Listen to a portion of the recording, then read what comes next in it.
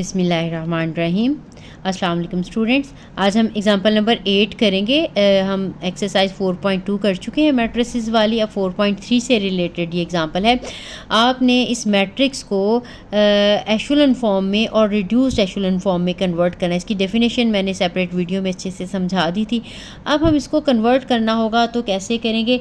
जब भी हमने इसको कन्वर्ट होगा हम इसके ऊपर रो ऑपरेशंस करेंगे। ठीक है, साथ साथ मैं आपको रो ऑपरेशन बताती जाऊंगी कि क्या हमने करना है। जिस तरह से हम डिटर्मिनेंट में कुछ रो ऑपरेशन करते थे, दो रोज़ को ऐड कर सकते हैं, इनको इंटरचेंज कर सकते हैं, किसी नॉन ज़ीरो नंबर के साथ मल्टीप्लाई कर सकते हैं, कॉमन ले सकते हैं। तो वो हमने सारे जो काम है वो हमने करने हैं इस मैट्रिक्स में, और इस मैट्रिक्स को हमने कन्वर्ट कर लेना है एशेलन फॉर्म में। ठीक है, उसमें हम इक्वल जब हम डिटर्मिनेंट को सॉल्व करते हैं तो उसमें हम इक्वल की सिंबल लगाते हैं। अब ये मैट्रिसेस इक्वल नहीं होंगे, हम इसको रो इक्वलेंट कहेंगे, यानी इस तरह की सिंबल लगा के ऊपर हम आर लगाते जाएंगे। ठीक है, यानी हमने इसमें सिर्फ रो ऑपरेशंस करने हैं।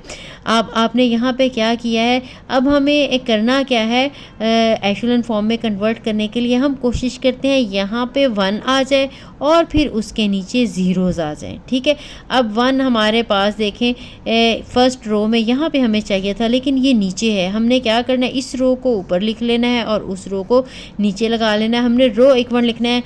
डिटर्मिनेंट में जब हम करते थे रोज़ को इंटरचेंज, हम बाहर नेगेटिव सिंबल लगाते थे, इसमें हमने बाहर कुछ नहीं लगाना। ठीक है, हमने रो इक्वलेंट की सिंबल लगाते जानी है। हम रोज़ को चेंज कर सकते हैं, इसमें कॉलम्स को आपने इंटरचेंज नहीं करना या कॉलम ऑपरेशंस नहीं करने, सिर्फ रोज़ में हमने जो भी काम करना है वो करना है। आपने ये रो ऊपर लगा ली और ये रो आपने यहाँ पे कर लिया, आपने साथ में लगा दिया कि किया क्या है, रो 1 और रो 2 को इंटरचेंज किया। ये इंटरचेंज करने का सिंबल है। अब यहाँ पे 1 आ गया। उसके बाद आप चाह रहे हैं कि यहाँ पे नीचे 0 आ जाए, यहाँ पे भी हम 0 बनाना चाह रहे हैं और यहाँ पे भी 0 बनाना चाह रहे हैं। इस 1 बनाने का हमें ये फ़ायदा होगा कि हम इसको जिस नंबर के साथ भी मल्टीप्लाई करेंगे ये वही बन जाएगा। इसको 2 के साथ मल्टीप्लाई करेंगे तो 2 बन जाएगा, 3 के साथ मल्टीप्लाई करेंगे तो 3 बन जाएगा। यहाँ पे 0 बनाने के लिए हमने फर्स्ट रो को 2 से मल्टीप्लाई करना है और इस रो में से सब्ट्रैक्ट कर देना है। और यहाँ पे 0 बनाने के लिए आपने इसको इस रो को 3 के साथ मल्टीप्लाई करना है और इस रो में से सब्ट्रैक्ट करना है। फर्स्ट रो हमने एज इट इज़ लगा देनी है। ठीक है, अब यहाँ पे आपने जो भी करना है, यहाँ पे R2 minus 2 time R1 subtract करें, यहाँ पे माइनस लगा के R1 लगा लें या प्लस लिख के -2 के साथ क्या लें मल्टीप्लाई किया, एक ही बात है। अब इसमें से देखो, इसको 2 के साथ मल्टीप्लाई करके इसमें से सब्ट्रैक्ट करेंगे तो 2 - 2 आंसर आ जाएगा 0। यहाँ पे 3 है, इसको 2 के साथ -2 के साथ मल्टीप्लाई करेंगे तो ये +2 हो जाएगा। 3 + 2 करेंगे तो आंसर आ जाएगा 5। यहाँ पे -1 है, इसको -2 के साथ मल्टीप्लाई करेंगे तो ये -4 आ जाएगा। -4 और -1 आंसर आ जाएगा -5। इस तरह से इसको -2 के साथ मल्टीप्लाई करेंगे तो ये +6 बन जाएगा। 9 + 6 करेंगे तो आंसर जो है वो 15 आ जाएगा। ठीक है, यानी इसको हमने 2 के साथ मल्टीप्लाई करके इसमें से सब्ट्रैक्ट किया है। अब हमने यहाँ पे इसको 3 के साथ मल्टीप्लाई करके सब्ट्रैक्ट करना है। अब इसको 3 के साथ मल्टीप्लाई करेंगे तो 3 आ जाएगा। 3 - 3 करेंगे तो आंसर 0। ये है -1।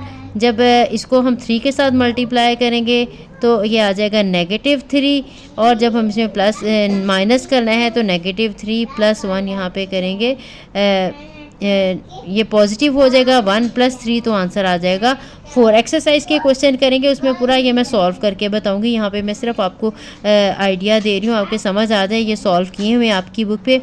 यहाँ पे अब आपने इसको भी 3 के साथ मल्टीप्लाई करना है। 3 2 = 6, 3 - 6 करेंगे तो -3। इसी तरह से 3 3 = 9, जब हम नेगेटिव करेंगे तो प्लस बन जाएगा, +9। 2 + 9 करेंगे तो 11 आ जाएगा। ठीक है, अब हमारे पास यहाँ पे 1 आ गया और नीचे दोनों 0 आ गए। ठीक, उसके बाद हमने क्या करना है, यहाँ पे सॉरी ये वाला किया है। अब हमने यहाँ पे 1 बनाना होता है, यहाँ पे जब आपने लीडिंग एंट्रीज जितनी भी आती जाएंगी हम 1 बनाते जाएंगे, उसके नीचे वाले एलिमेंट्स को 0 बनाते जाएंगे। जब हमने रिड्यूस्ड एशेलॉन फॉर्म में करना है तो ऊपर भी 0 बनाने हैं, नीचे भी 0 बनाने। अब यहाँ पे 5 बनाने के लिए हमने क्या करना है, इस पूरी रो को 5 के साथ डिवाइड कर देना है। इस पूरी रो को 5 के साथ लिखना ज़रूर, हमने R2 डिवाइडेड बाय 5 किया तो जो नई रो बन गई है R2 डैश, उन्होंने कह दिया नहीं भी लिखेंगे तो देन इट्स ओके। आपने इसको 5 के साथ डिवाइड करेंगे तो ये 0 आ जाएगा, 5/5 करेंगे 1 आ जाएगा, -5/5 करेंगे -1, 15/5 करेंगे तो 3 आ जाएगा। ठीक, इसके बाद अब आपने ये कर लिया। अब हम इसके नीचे, इस 1 के नीचे भी 0 बनाना चाहें। इस 1 के नीचे जब हम 0 बनाना है वो इस 1 की हेल्प से ही बनाना है।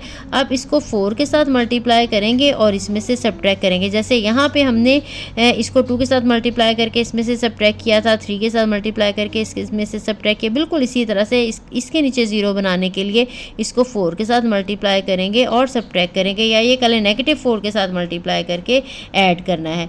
अब कैसे आएगा, ये वाली पहली रो एज इट इज़ आ जाएगी, दूसरी रो भी एज इट इज़ आ जाएगी। सिर्फ हमने इस रो में को 4 के साथ मल्टीप्लाई करके सब्ट्रैक्ट करना है। यहाँ पे 0 है, इसको जिसके साथ मल्टीप्लाई करेंगे आंसर 0 ही रहेगा, सब्ट्रैक्ट भी करेंगे तो आंसर वही रहेगा, इसलिए 0 वालों पे कोई चेंज नहीं आती।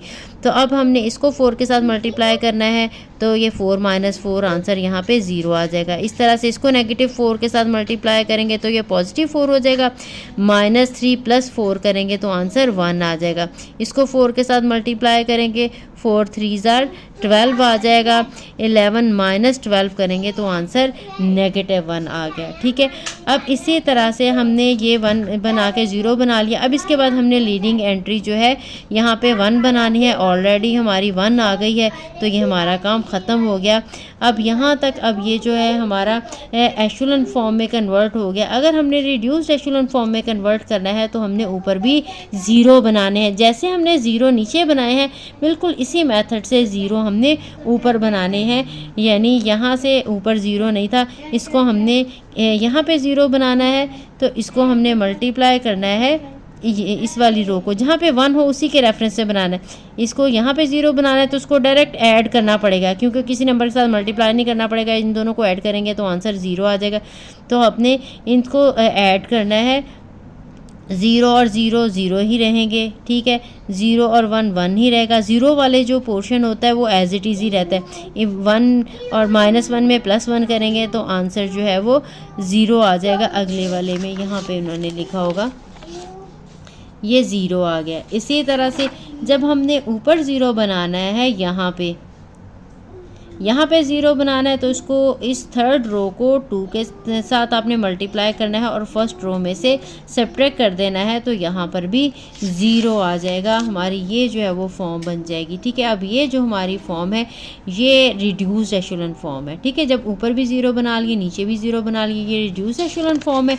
यहाँ तक जो हमने बनाई थी जब हमने सिर्फ नीचे ही 0s बनाए थे, ये वाली फॉर्म जो है ये वाली, ये एशेलॉन फॉर्म है। ठीक है, तो हमने एशेलॉन और रिड्यूस्ड एशेलॉन फॉर्म में दोनों में इस तरह से कन्वर्ट कर लिया है।